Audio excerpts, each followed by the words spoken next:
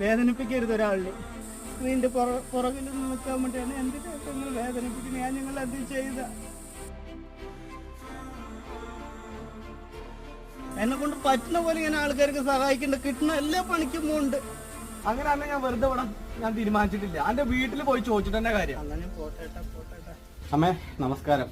അപ്പോ ഇതാണ് നമ്മുടെ ഉണ്ണിക്കണ്ണന്റെ വീട് കേട്ടോ. വളരെ പരിമിതികളുള്ള ഒരു ചെറിയൊരു വീട്ടിലാണ് ഉണ്ണിക്കണ്ണനും അച്ഛനും അമ്മയും ചേച്ചിയും മക്കളും ഉണ്ട്. പെങ്ങളും പെങ്ങളെ കൊച്ചൊക്കെ ആയിട്ട് ജീവിക്കുന്നത്. അപ്പോ അച്ഛനെന്താ വർക്ക് എന്താണ്? ഞാൻ ഫിഷറീസ് ഞങ്ങളുടെ മീൻ പിടിക്കാൻ പോകുന്നു. അങ്ങനെയാണ്. അമ്മയ്ക്ക് സ്കൂളിൽ ചെറിയൊരു ജോലിയും കാര്യങ്ങളൊക്കെ ഉണ്ട്. അവനിൽ കാണുന്ന കുറച്ച് പ്രത്യേകതകളൊന്ന് പറയും. എന്താണ് കുട്ടിയാണ്, എന്ത് കാര്യത്തിനാണെങ്കിലും ആർക്കാണെങ്കിലും ഓടി കൊടുക്കും, എന്ത് സഹായം ചെയ്യും. അതുപോലെ തന്നെ വീട്ടിലാണെങ്കിലും പെങ്ങന്മാർക്കാണെങ്കിലും പുറമെ ഉള്ളവർക്കാണെങ്കിലും